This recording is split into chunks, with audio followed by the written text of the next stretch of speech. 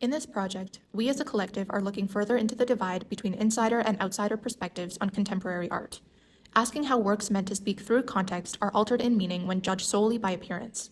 Using Marcel Duchamp's Fountain from 1917 and Maurizio Catalan's Comedian from 2019 as case studies, we argue that the gap between critical art world reception and popular perception show how easily context is lost, reshaping both the value and cultural role of contemporary art today.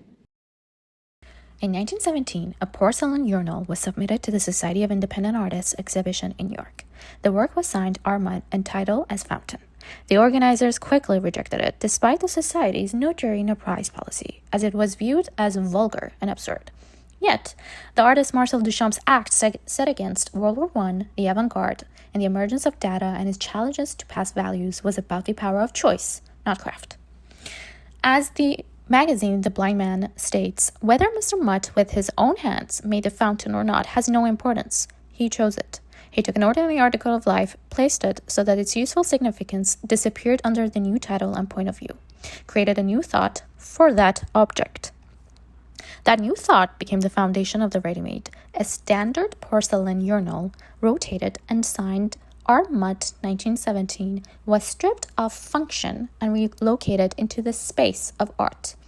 Duchamp's move offered a humorous, sharp critique of how we assign value and forced viewers to reconsider what counts as art, form and composition, beauty or the idea behind the object.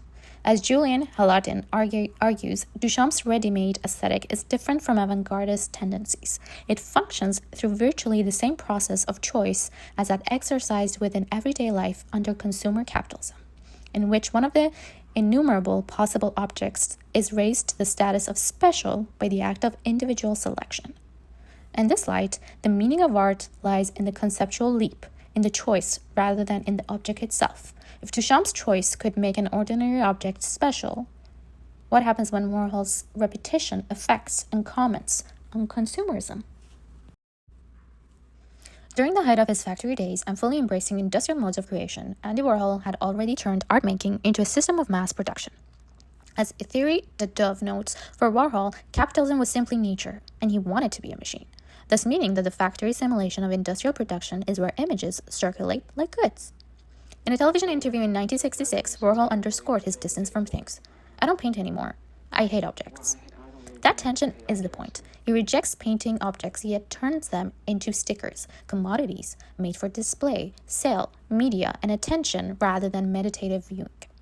In the same interview, he mentions his design for the cover of the debut album of the Velvet Underground and Nico, a peelable banana sticker dotted to suggest a fruit's lifespan and labeled, "Peel slowly and see."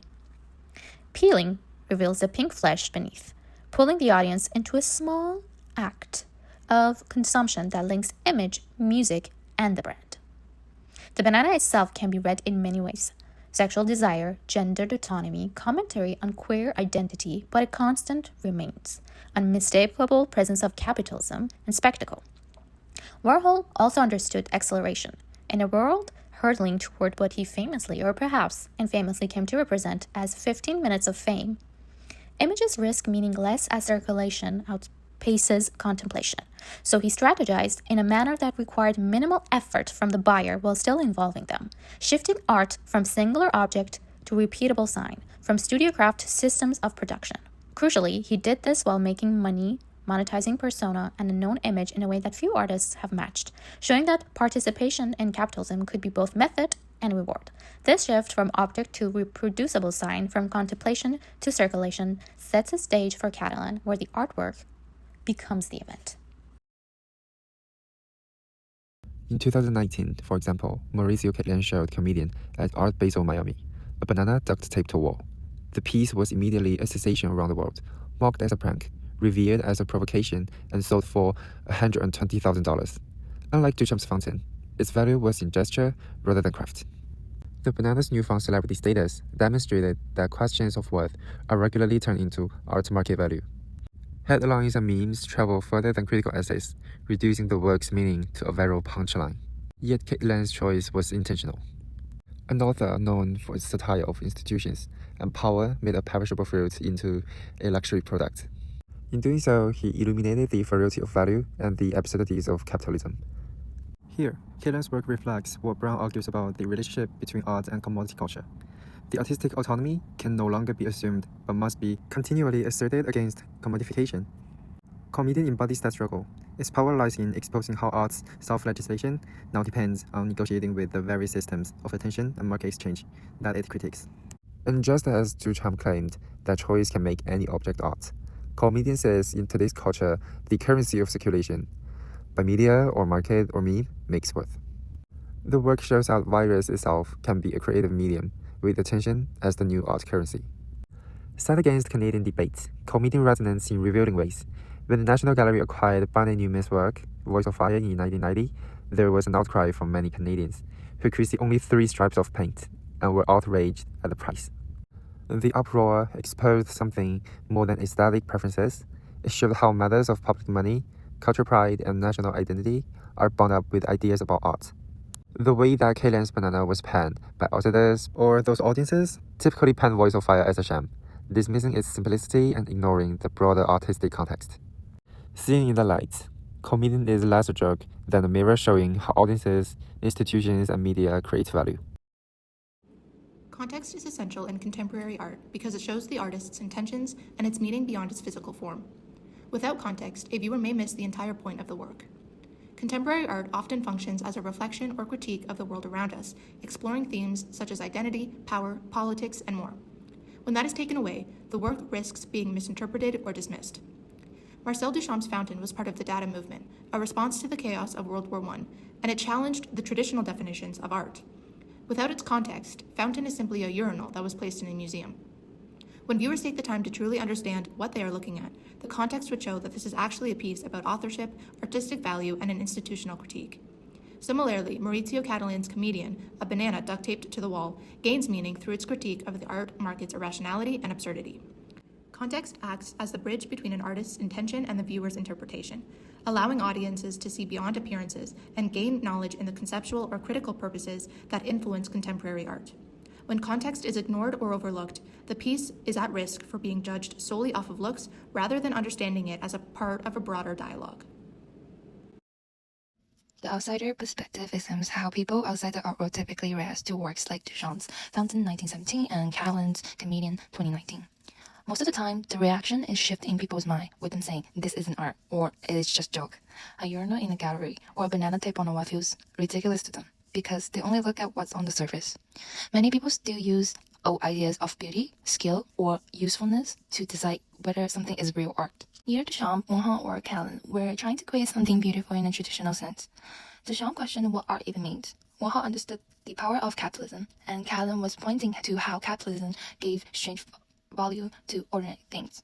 Without understanding the background, these works just look silly, but once the context is clear, they become sharp and meaningful, almost humorous in a critical way. Catalan's Comedian does not reinvent the ready-made so much as to celebrate it. The gesture becomes the content, circulation, the condition of meaning. In this sense, it remains Warhol's world minus the curve, volume not secure, not by making by mediation. The artist figure persists and profits, the spectacle endures, and critique itself observed as a commodity. What has changed is the tempo. Faster cycles, thinner attention, greater ephemerality. Unlike Warhol, who at least produced the banana, Catalan offers no such hesitation. Catalan offers no hesitation in excluding himself. His banana simply exists within the system that Warhol foresaw. A world where ideas are sold, objects are irrelevant, and art's provocation are already priced in. This entire joke lands no because it is funny, or the fact that it has originality, which it lacks, but rather because it is a familiar trap. A loop Duchamp started, Warhol redefined, and Catalan merely automated. This kind of misunderstanding occurs because the meaning of art depends significantly on its culture and institutional context. As Anne Wylot writes, national institutions of culture, the National Film Board, the CBC, the national museums, function in different ways to ascribe a coherence to, as well as to contain a diverse set of practices and traditionals that may be characterized as Canadian, advising a single unified national culture that will affect a national identity. Institutions and the systems behind them define what is visible as art. While outsiders often respond through personal values or social experience, the difference between insiders and outsiders, then it is not only about knowledge but also about power. Who gets to decide what counts as art? As coherence reminds us, the landscape of rock, water, and studded spurs has been part of the Canadian consciousness. It embodies a myth of the land that defines national characters. In the same way, outsiders also bring their own methods of breath when judging what art should look like or represent. In Canada, which is often viewed as a quieter player, it isn't immune to contradictions of global art world. The voice of fire controversy show how value, meaning, and public perception collide here. Institutional validation meets public skepticism.